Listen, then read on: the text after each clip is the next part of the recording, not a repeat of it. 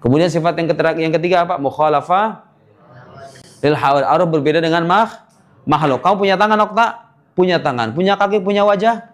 Punya. Makhluk punya. Punya bagian-bagian. Lihat, tubuh saya ada bagian-bagiannya. Allah punya anggota tubuh nggak yang punya bagian-bagian? Punya nggak? Allah berbeda dengan makhluk. Lihat saya di atas kursi sekarang. Bertempat, nempel nih. Allah bertempat atau tidak? Tidak bertempat, karena kebertempatan hanya berlaku bagi makhluk. Dengan sifat mukhalafah lil hawadits, maka kita meyakini Allah itu tidak tunduk pada waktu, tidak tunduk kepada tempat, tidak punya anggota tubuh seperti halnya makhluk. Kita punya bagian-bagian, Allah punya bagian-bagian? Tidak. Karena kalau Allah punya bagian-bagian, berarti dia butuh kepada bagian-bagiannya, ya enggak? Saya butuh kepada tangan saya butuh kepada wajah saya butuh kepada kaki saya, ya kan? Tapi Allah Subhanahu wa taala terbebas dan tersucikan dari berbagai macam kebutuhan kepada makhluk. Allah ghani. Ghani artinya tidak bergantung kepada yang lain. Wa antumul fuqara, dan kalian semuanya butuh kepadanya. Sayangnya mukhalafatul hawadits dijadikan dalil atau cara untuk menolak apa yang ada dalam Al-Quran yang telah ditetapkan oleh Allah untuk dirinya.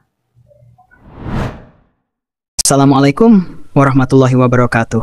Alhamdulillah, wassalatu wassalamu ala rasulillah. Allahumma sholli ala Muhammad wa ala ali Muhammad. Teman-teman yang dirahmati Allah subhanahu wa ta'ala, ada sebagian orang yang menggunakan prinsip akidah 20 untuk menolak sifat-sifat Allah yang disebutkan dalam Al-Quran, seperti wajah atau tangan Allah. Mereka menafsirkan secara rasional hingga meniadakan makna literal dari ayat-ayat tersebut. Kita simak penjelasan Ustadz Helmi Basri. Simak videonya. فَبِأَيِّ آلَاءِ رَبِّكُمَا تُكَذِّبَانِ. Karena Allah mesti berbeda dengan baharu. Allah tidak berubah-ubah. Allah tetap. Tidak ada perubahan pada Allah. Karena kalau terjadi perubahan berarti baharu. Sampai di sini betul. Sayangnya mukhalafatul hawadits dijadikan dalil atau cara untuk menolak apa yang ada dalam Al-Quran yang telah ditetapkan oleh Allah untuk dirinya. Ada nas, tapi kau ada kaidah akalnya. Ditolaklah nas ini untuk mengedepankan ini. Ini yang dimaksud dengan taqdimul aqli ala nas. Apa contoh nas? Wa yabqa wajhu rabbika dzul jalali wal ikram, maka kekallah wajah Allah. Kau tidak mungkin, pasti tidak wajah. Kalau wajah sama dia jawab. Kalau wajah sama jo tiawak tu, sapurnya buir. Akalnya tadi itu. Karena Allah tidak pernah mengatakan seperti itu. Yang dikatakan oleh Allah dalam Quran ini hanya wa yabqa wajhu rabbika dzul jalali wal ikram, kekallah wajah Allah. Bal yadahu mabsutatani, kedua tangan Allah terbuka lebar. Oh, itu tidak tangan dah.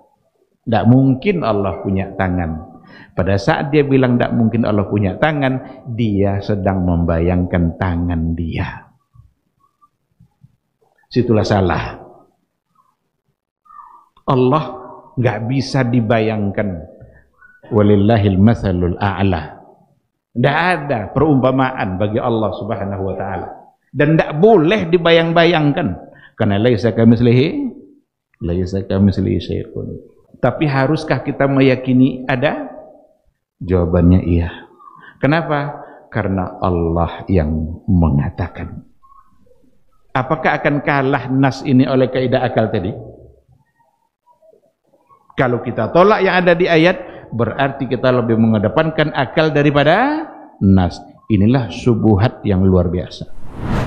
Teman-teman yang dirahmati Allah Subhanahu wa taala, Ustadz Helmi Basri ini membahas konsep ketuhanan dalam Islam, khususnya terkait sifat-sifat Allah Subhanahu wa taala.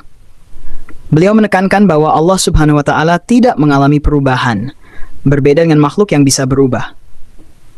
Hal ini terkait dengan prinsip mukhalafatul lil hawadits, berbeda dengan makhluk. Namun menurut beliau, Ada sebagian orang yang menggunakan prinsip ini untuk menolak sifat-sifat Allah yang disebutkan dalam Al-Quran, seperti wajah atau tangan Allah. Mereka menafsirkan secara rasional hingga meniadakan makna literal dari ayat-ayat tersebut.